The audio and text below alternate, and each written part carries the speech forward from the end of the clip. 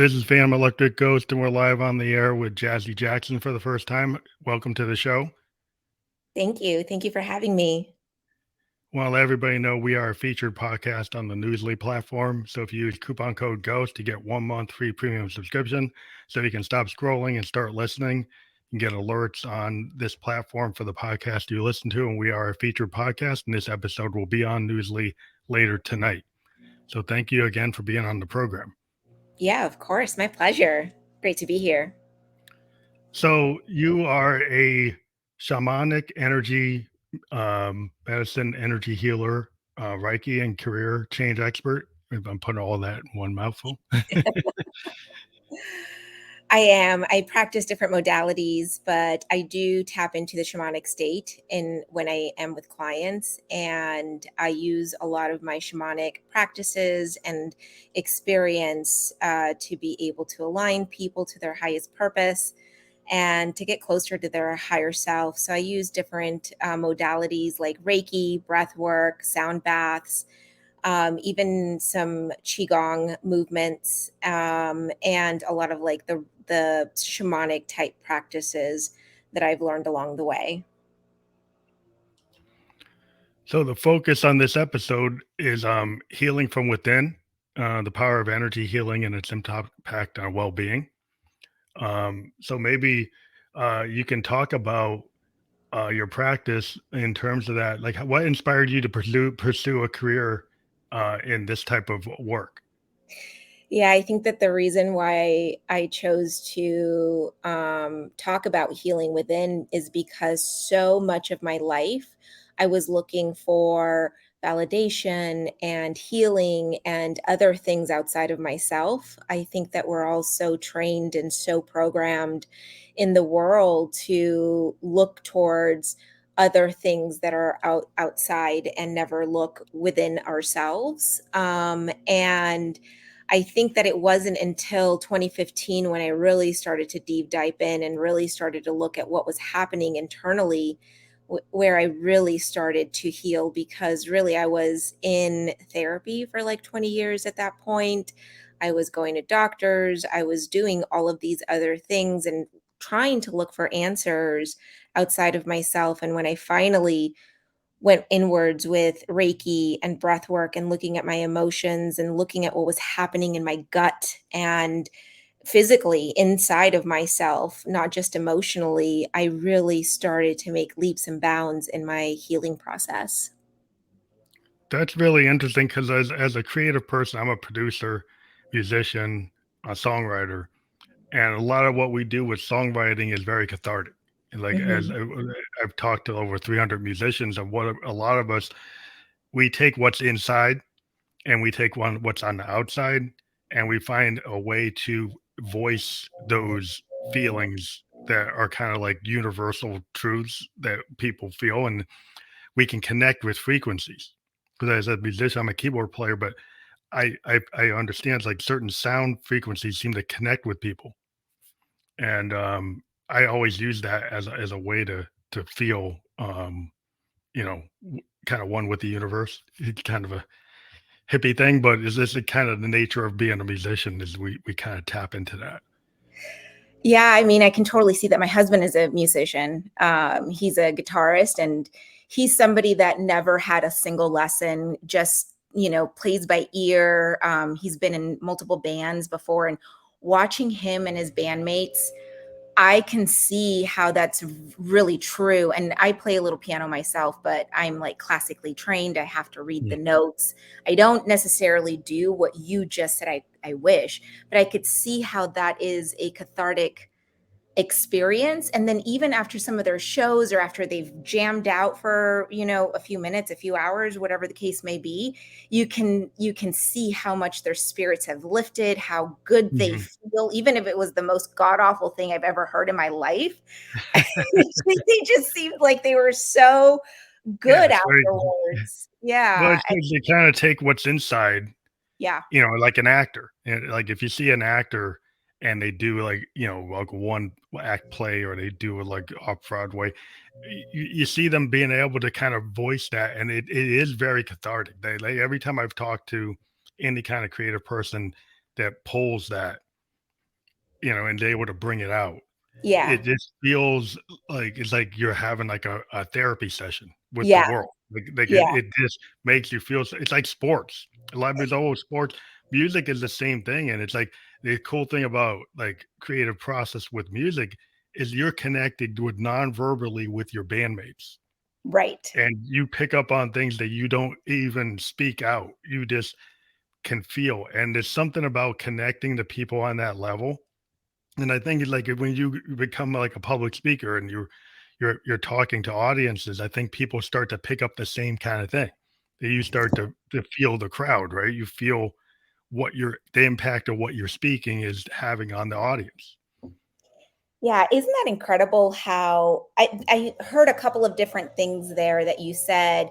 I think it's really incredible how frequency and how playing, you being the instrument or the person or the hollow bone, if you will, that is playing the instrument to tap into a certain frequency where you're all tapping into that same frequency all at the same time, and how cathartic that might feel, but also how you're having this experience of like all kind of loosening out, and maybe releasing things that no longer serve you, releasing things that maybe angered you or gave you some type of emotion earlier that day, that week, whatever. Mhm. Right. And you're all kind of doing it at the same time. I think that there's real power in doing things as a group, because I know for me, it's very different to hear my husband play by himself and practice on his own versus him being with his group and them kind of jamming out together. Yeah. I think it's what the thing is that's interesting is like the feelings that you can channel are like, you can do anger, sadness, happiness, joy. You can channel all of that. And I'm a synthesis. So with synthesis, I actually have devices that take waveforms, like sine waves, cosine waves, ramp waves, pulse waves, triangle waves, and create instruments or sounds from that. And after doing it for 20 years, I know what certain waveforms will do and how the people will respond to those waveforms or respond to pink noise or white noise or brown noise, the different types of noise frequencies that you can approximate water, wind, nature sounds, Oh, I love birds. that. So when you start to get into sound design, you start thinking in terms of sound pictures or sound Mhm. paintings and trying to make people feel those things with atmospheric pieces. And it is very, you can create music that will put somebody to sleep or be a call to action or make somebody get very, excited. It just that you can channel a lot of things. And when you realize you can, then it has a lot of power. So I think it would be kind of like a shaman thing. A lot of musicians, they thought the Beatles were like shamans, like Dylan's like a shaman, Bob Marley's a shaman, that's how people kind of think. I mean, I feel like it's a very spiritual experience, not to just, I think it's a different level to play an instrument and be able to tap into that energy, especially with other people. But I also think just listening to music or certain frequencies is definitely a spiritual experience. I'm not surprised that people have called them shamans in the past. And what I also like about what you just said is it sounds like you have a very scientific approach to these things that you do with sound, which I absolutely love, because I don't really do anything without looking at the science or looking at Yeah. studies behind what it is that I'm doing. So that's really awesome to hear.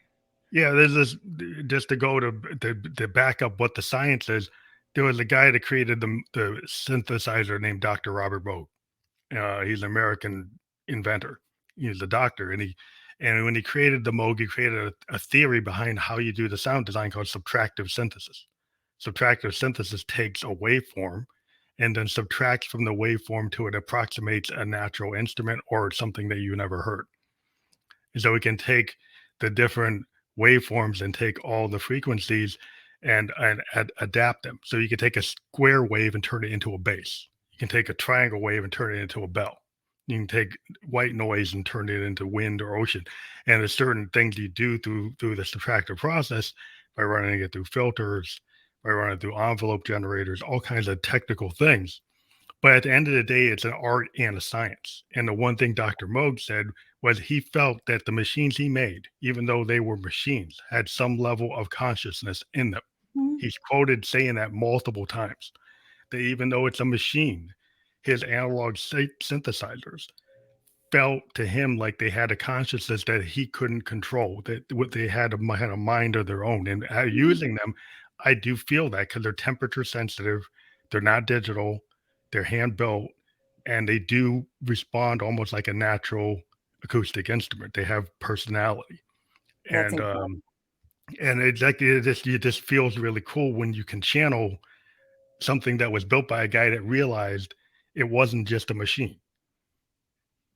That is incredible. I mean, I definitely believe that. I also I also agree with the statement of, like, this is a lot of what we do, in the woo-woo world. I think there is an art to it and there is science behind it. Like I said, I never dive into anything without kind of looking at the science behind it, what it is that we're doing, because there has to be some sort of explanation. I think that that's like the key piece that sometimes is missing. And then the other thing that came to mind, there is this story about Tesla, who had an instrument, and he actually caused an earthquake Yeah, in yeah, New I read York. about that. You know that story? Yeah, I always go back to that and just think about how incredible it is that how we as conscious being can connect to Mother Earth in that way and seriously move mountains. Yeah, well, his idea of technology for electricity was so advanced that we could have had wireless transmission of electricity. If you Mhm. go into a lot of the way he was looking into, because kind of that's like what we deal today as human beings, we feel the wireless transmission of energy, right? Yeah, And electricity, it's lightning, it can actually be transferred through space and not be in wires. We deal with exactly. wireless tech all the time. You can actually transfer energy that way. And Edison won out versus him, but he had a concept that would have put us kind of where we should be in the future, and we will get there. But the Yeah, idea that he had also is kind of spiritual, because it's actually kind of connected to the way the universe really works in space and on planets, the way energy really works, not through wires. It's actually in the air. right. Exactly. Yeah, one of my mentors always also says he must have been a shaman in a past life or something, because the work that he did as a scientist resonates so much in the shamanic community. We just always think of him as like a previous shaman at some point or another. Yeah, it's very cool because I've always been very interested in whether or not we could finally get to his wireless transmission concepts, which I Yeah. think are getting closer. They're getting closer once we get to full electrification. And like a lot of those ideas are going to happen, and we're living with some of them already. But it's just interesting that the whole process I've actually talked to a lot of shamans on this show, um, and I've talked to gurus, and I've talked to life coaches, but already the musicians. That's what I started with.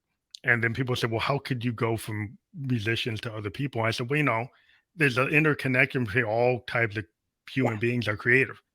Human beings have this kind of tendency. So to me, it was all expansive.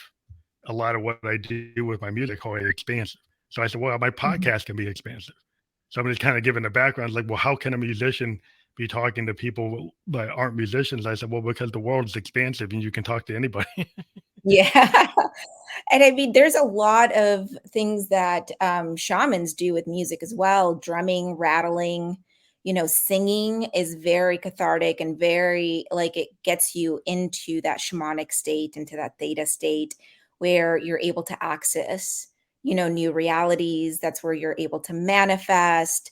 And so music plays a huge part in the shamanic community as well. Well, because you kind of have this logic brain, right? That makes you think logical and do science and stuff. But then the kind of like creative brain that's like tapped into, spiritual stuff and the music and the emotion and the heart and sorrow and pain, that's not as logical, right? It's more primal. It's more like instinctive. Um, Mhm. it seems like to me, like I try to balance that. Like I said, I either there's the art and there's a science, Yeah. but there's a heart and there's a soul, Yeah, like in music, absolutely. and like I like freeform jazz or jam band stuff. Is kind of cathartic. It's very kind of freeing. Versus I can read, so I could play a written piece that's more orchestral, and add a certain power to that, certain precision to that. But there's something about doing something that's more kind of like heartfelt, like jazz or blues or those Yeah. forms. This feels something about it, like a Delta blues, is like it's like pain. Mhm. Like if you channel pain, like Delta blues channels pain, Yes. you know, and like and so that's and it's freeing to channel that pain. You take that pain and actually bring it out. Um, Mhm. so that part of the whole process of trying to take things that people bury and try to not deal with, maybe you can talk about the whole process of how you heal people. Yeah, of course. So, every client is different, or every person that I come across, because it's not just clients. Sometimes I'll be at the supermarket, and I think I'm such an open vessel. People feel very grounded and comfortable with me, that they feel like they can tell me anything, even if I've never met them before. True story. I've been at grocery stores multiple times where people will walk up to me at the cereal aisle and just start to tell their story because they need to be heard, and I understand what's happening in the moment. So what happens is I actually assess what's happening, and I am there to listen, there to bring them back into a certain state. And so a lot of the times what people that come up to me in that state, they're usually in this state of like having their nervous system so out of whack, out of balance, being in this survival mode, if you will, and recognizing that they need to kind of tap into their emotions, tap into what's being stored in their body. And I do that in a couple of different ways. If I'm out in public, I can't go really deep, but I can at least bring them out of that state and Mhm. into a more kind of emotional, kind of calming state. But if we have like an hour-long session, maybe 2 hour, usually most of my clients go about 2 hours, we will tap in and take a look at what's happening. So I might do what's called core transformation, or I might do a Reiki session or a shamanic session, where we really go into the core beliefs, we really go into where these things are tapped or are trapped in your body, and start to slowly release them. This isn't magic, and stuff isn't going to completely go away in 2 hours. So there is multiple sessions that happen. And there's also the willingness and the readiness to be able to face some of these things, to do that shadow work. And like Carl Jung had specified, it's called, and to move forward in your journey. But there are so many tools out there that can help us really dive in deep and release. So that's how you have like a safe and supportive space for that for people to undergo that because I guess you just need to make sure people feel comfortable and it's an appropriate session compared to like the grocery store place to Yeah. actually be able to do what you need to do. Yeah, exactly. And I mean, the example with the grocery store, I brought up because you don't need something very formal Mm. necessarily. You need I What I like to teach people is like understanding and really looking at their emotions, because I think that as children and as we grow up in society, we're all really focused on making it in the world and success and pushing down our emotions, like don't cry at the store, I'll give you something to cry about type of situations really form who we are later on in life, and how we process or don't process those emotions. And so what I like to part of the teachings that I like to give some of my clients is really understanding where they're at and how to really feel their emotions. Sometimes it's not even about feeling it, it's about recognizing that they're there and knowing how to release them, and knowing that that's not going to necessarily mean that you're going to forgive someone or that you need to let something go or let a situation that happened go, but it's about recognizing those feelings and emotions and understanding how to release them from your body. So how have you shifted people's like perspective on these practices, because some people grow up in kind of very strict environments where they don't have their imagination or their acceptance capability to even imagine going to see you because they've been told, that they, oh, that's foo foo. They can't do it. That, because there are a lot of people like they're stuck in a paradigm. Like people get stuck in their own glass ceiling. They can't get beyond something because they've been told that like, well, this is the limit. Yeah. And so, how do you get people to realize, maybe those limits are artificial? Yeah, I realized a really long time ago that it's not my job to convince anybody. If somebody tried to convince me, like early on in my 20s about this stuff, I wouldn't have even listened. That was So people just have to be wasn't for ready. me. People have to come Yeah. to you in a kind of state that they're actually ready to hear it.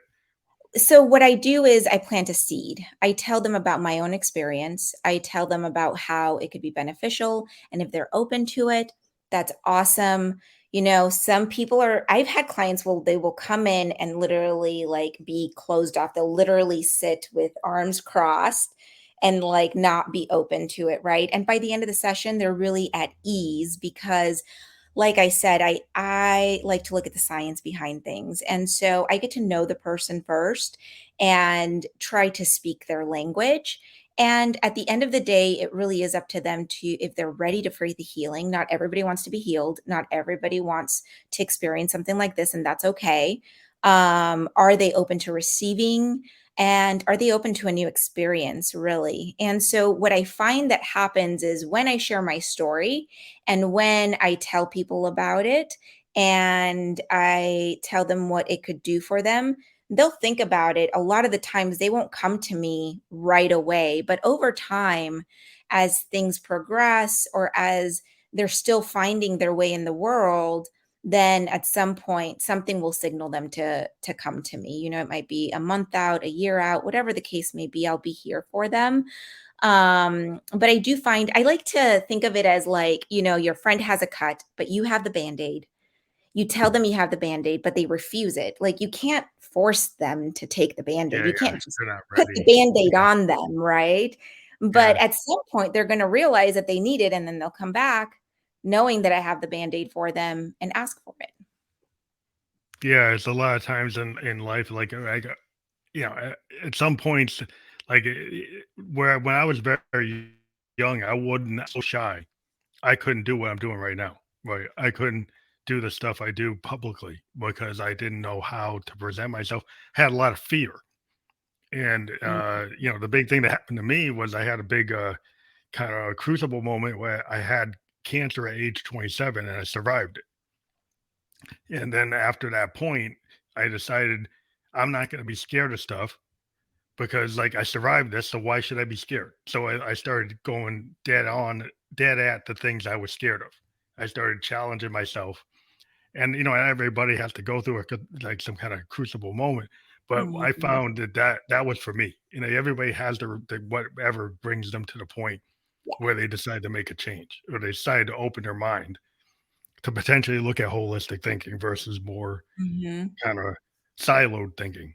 Mhm. Um, so it's like, yeah, I totally get it because I know where I was and I know where I am, and I know you're constantly growing. You're never done. In my Yeah. opinion, like you always have to challenge yourself.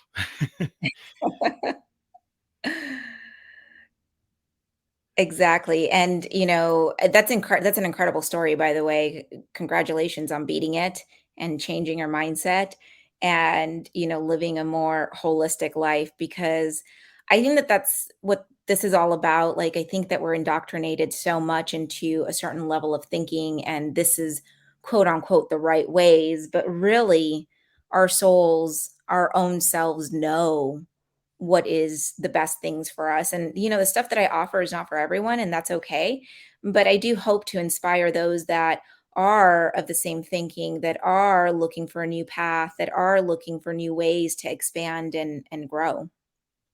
So what are the common misconceptions that people have about it? And how do you address that? Like if people have misconceptions about holistic healing, like what are some of the ways you address them?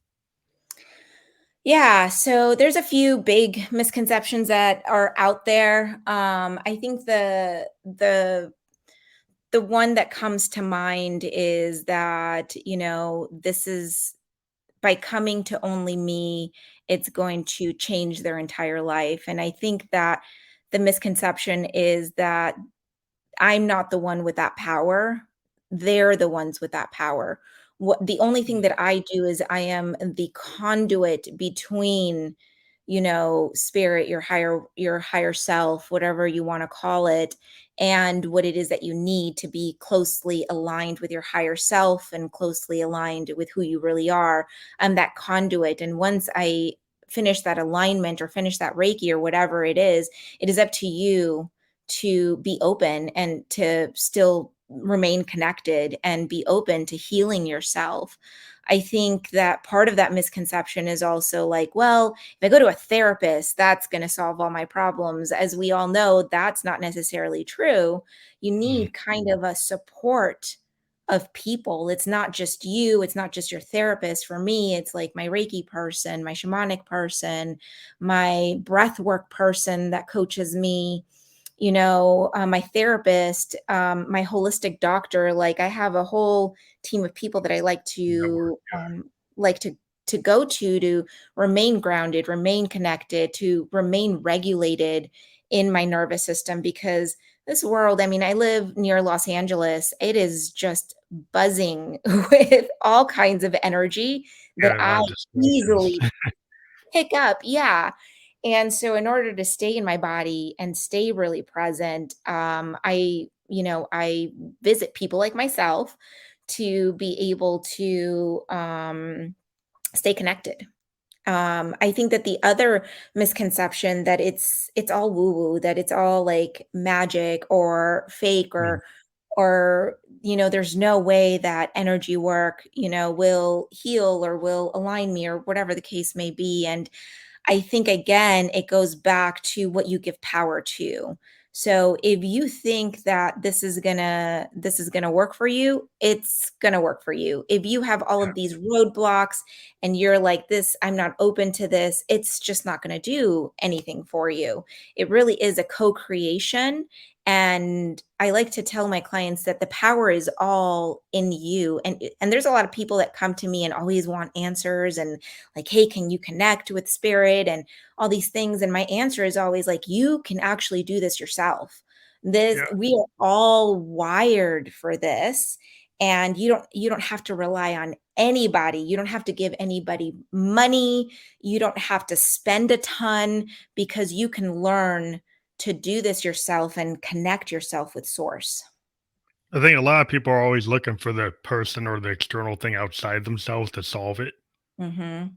And that's what I found is like a lot of times people are always looking for that outside helper. He's like, oh, I need this helper to get me over. And really, at the end of the day, like a lot of it is yourself. Like everything I needed to overcome wasn't because of somebody else. I had to overcome myself. Yeah. Right? I had to overcome what I was doing. It was me. And when I found that I could channel my feelings through my music and I could create sounds and stuff, and I actually could, get in touch with that. That's how I learned to heal myself is through the art. And then the art allowed me to be confident to talk to other people and to present it to other people. And then I got to know other people. And then I found a way through that to kind of get to where I am today, where I talk to all kinds of people. But like if you just stay in your head or you're always looking for some outside source to move it, like it's nothing's ever gonna move if you don't change inside. Yeah. I mean, that's beautiful that you found that. And like to just elaborate and expand on that, I think that we're always looking for a miracle. We're always looking for someone to come and save us. We're always looking, why so many people are addicted to love and looking for that person to notice them. Like I like to say that when we're in our own sovereignty, when we have that self-worth, when we do the internal work in healing ourselves from the inside out, that's when we truly feel seen. That's when we truly feel like we have the power to do anything. And for you, it was music. right? For other people, it could be art. For other people, it could be movement, dancing. It just kind of depends. Yeah, it's just you got to find what's gonna like activate your kind of mind, body, soul, spirit. And I'm a mount. I live in New Hampshire, so the one cool thing about that is like we just out in nature, so I can just jump on a trail, go mountain bike, go hiking, go canoeing, and I just like being able to connect to the environment, and so I have less distraction because I'm not in a big city, but it's very freeing for me to be in that kind of environment where you just go in the woods and you just listen to the woods, and it's kind of like my kind of like session to kind of get my head back. If I've been like doing a lot of computer work, and just go Yep. walk in the woods or go mountain bike or go canoeing or something, then I feel like alive because I'm connecting with like Gaia, and I just found that is how and I'm part Native American, I'm part Cherokee and Blackfoot, and I find that Mm. connecting to spirit animals or to the world, it just feels better to me when I do that. That's beautiful. I love that that's part of your ancestry, and I think that that can help anybody, and it can empower anybody to kind of reset your nervous system, to reset your spirit, to let go of anxiety. I think that if you go out into nature, taking a few moments to just take off your shoes, remove the rubber between your soles and your and Mama Gaia, it allows you to feel her resonance, and it automatically, instantly, within seconds, it will regulate you, and it will your anxiety and your stress will dissipate, and it'll allow you to kind of free yourself from the day-to-day thoughts and maybe the self-judgment or the judgment of others, right? And getting back into your body and really connecting with Mother Earth. It's such a beautiful medicine. Yeah, the interesting thing is like I lived in Tokyo for 2 years, That's and that's a incredible. massive city, right? And it's very modern, very like a New York or something. But there were these places where you could go and do tai chi in these like kind Oh, of Shinto like shrine areas. There were gardens in the middle of the city, and people would go different times of day and do tai chi or meditation and kind of get like they're a salary man, they're in their suit and tie, they're in this kind of very tight, really tight conservative kind of look. But then you go into this like spiritual area that was like pastoral in the middle of the city with like a koi fish pond and all this stuff. And you could actually go and kind of connect like I do here in New Hampshire. And I thought it was really interesting that the city had so many places like that where people did that. And I said, well, that's an Eastern perspective versus a Western perspective. yeah. For sure. That's really incredible. I always like to look at those cultures that are like really focused on technology and focused on, the 3D kind of world, business and type of situations, and then how spiritual they are in their personal life, which like speaks to the balance within us, right? We all need balance. And I think what has happened in the world is that again, we're all indoctrinated. This is the way to success. You got to work until you feel exhausted. And that's not You necessarily the yeah, case. Like, you got to balance it all out. Yes, you can have all the tech stuff and, all of the beautiful things that this modern age has to offer. Like, I mean, look at how incredible we can. You're in New Hampshire. I'm in California. We're sitting here talking, right? Like, this is yeah. such an amazing time to live. And at the same time, it's so important to connect with ourselves. I'm not talking about, having religion or doing something that everybody else is doing, but sitting with ourselves, learning how to sit with ourselves, learning how to feel into what is happening within us and learning how to let go. I think that is so important. So how much of a like I know as a musician we kind of do a personal diary. We kind of look at a lot of things like as a creative person, I will look at situations that were painful or dramatic or joyous and I'll turn them into art. And I find that like it seems like when I talk to people that are into spiritual therapy or healing, that Mhm. you have to kind of do the same thing that a musician does. Kind of just we just do it, but Yeah. people do it and maybe not creating a song, but they're actually kind of you know dealing with those issues and bringing them out. Yeah, I think, like with anything else, I remember a musician asked me once because he learned that I was doing Reiki and explained what Reiki was, and he was like, "Well, what about those that don't do Reiki? Like, how do they get their chakras aligned?" I'm like, "Well, they can do it through music. Sometimes when you go to a concert, things align. Sometimes when you dance, things align, right?"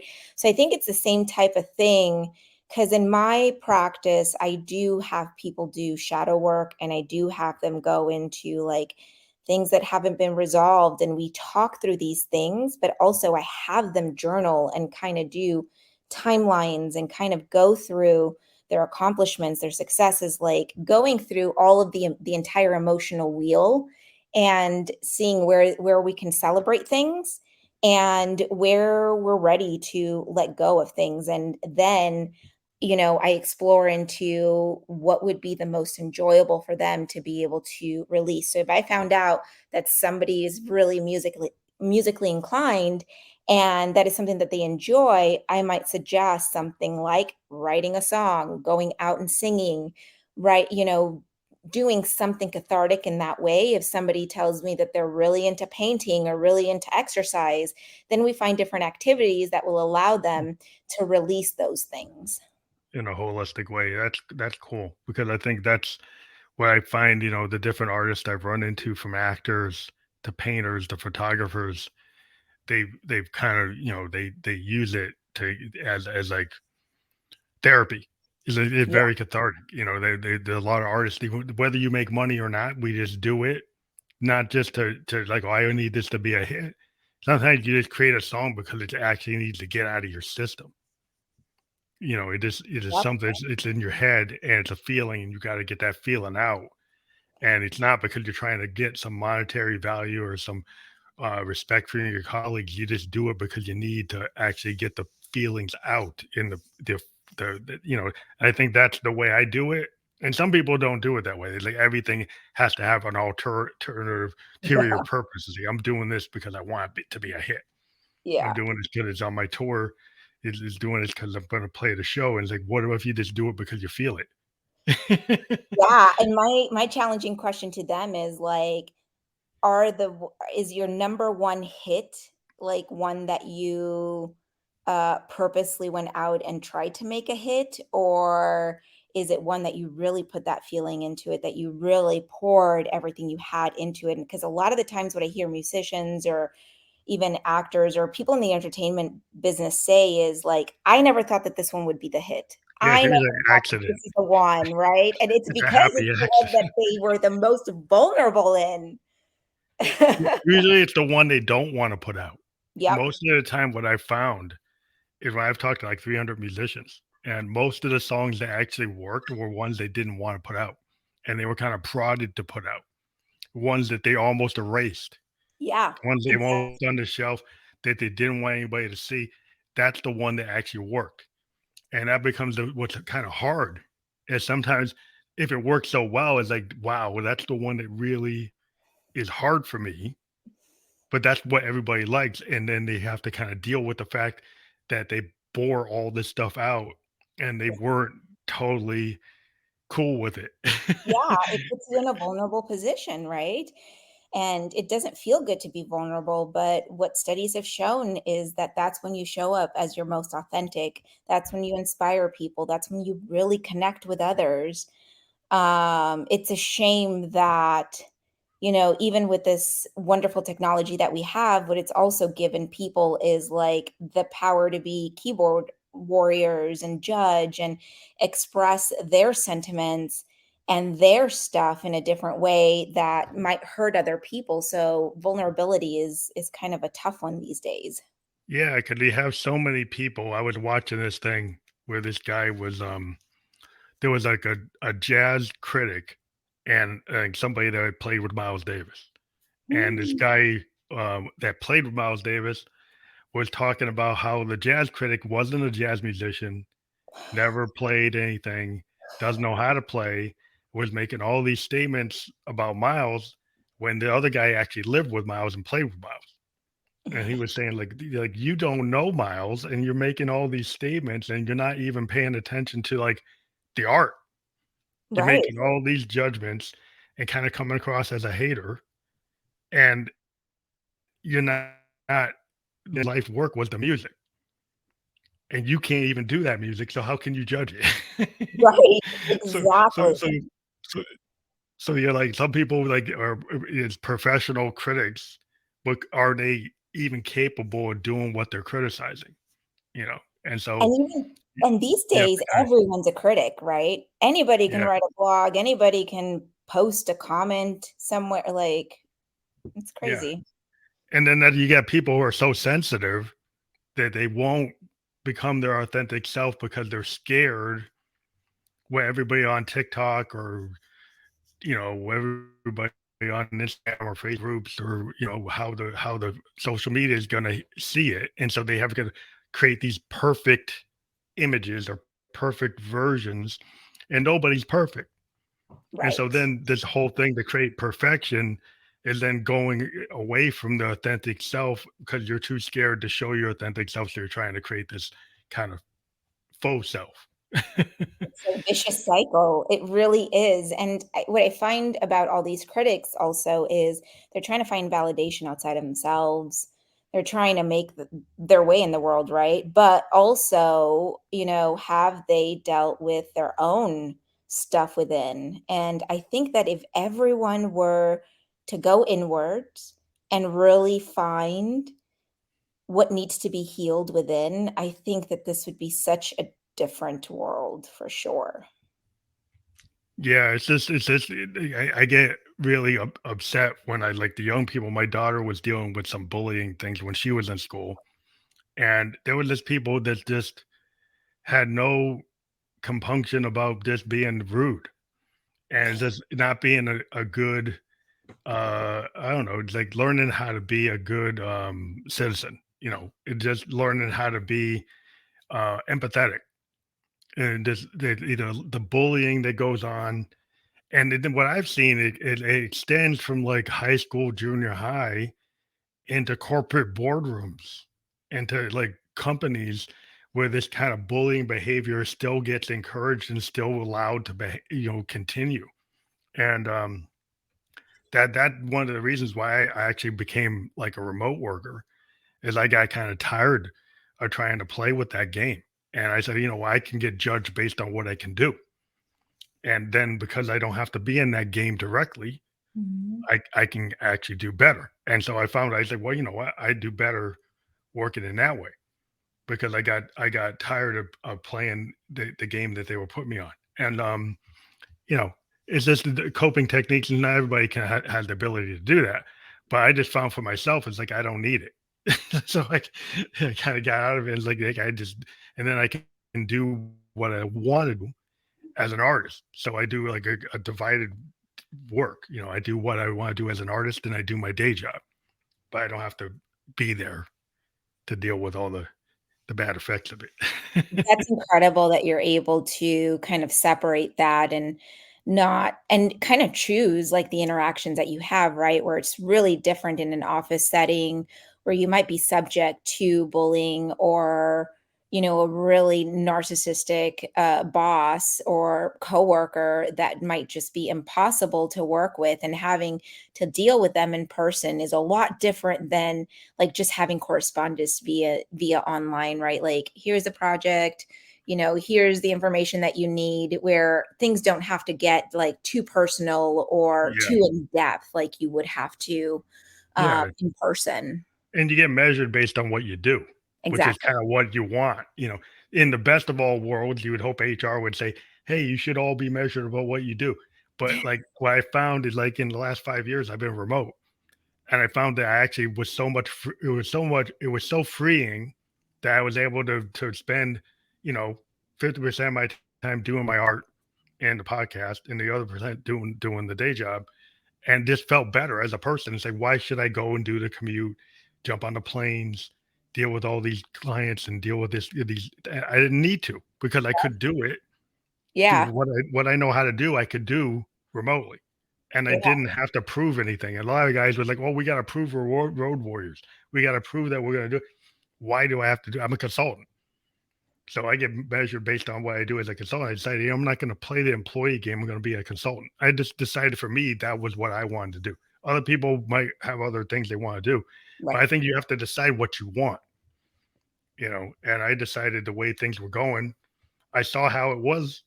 I didn't like it, so I put myself in a place where I felt more comfortable. That's incredible. That's awesome because I think that that's like the biggest battle for a lot of people is not knowing what they want. Yeah, I think that's the problem. Is a lot of people get, for many years when I was in my 20s, it's, oh, I got to get to be a director. I got to get on the VP track. I got to do this. And then I Mhm. realized I was a technician. I realized I was an analyst, and I really wasn't like a management guy. I was not a director level guy. I'm not a VP guy. But everybody kind of like, oh, that's what you should do. And I said, well, Yeah. that's not what I want to do because I like doing art. So if I do that VP type of thing, I can't do my art because it's going to take all my time and then I can't do it. And I'm not satisfied if I can't do my art. So I had to decide what I wanted to do. Some people never make that decision, but they kind of Right. do something. They do what they people expect them to do, and then they're Mhm. not happy. Then they're going to Exactly. the therapist and they're going to the analyst. And it's like, why am I so unhappy? Why am I taking these alcoholic? I'm doing this and doing that. Well, because you're not dealing with the fact that you don't even like what you're doing. Exactly. They're doing it for everybody else. Yeah, I think that's the first step. What I found is like, especially after the cancer, I realized like I'm not going to do something I don't want to do anymore. Right. I'm only going to do the things that I think are going to move me toward where I want to be. And I don't really care what anybody else thinks. I'm just going to do what I think I need to do for me. And it made me a better person to be around.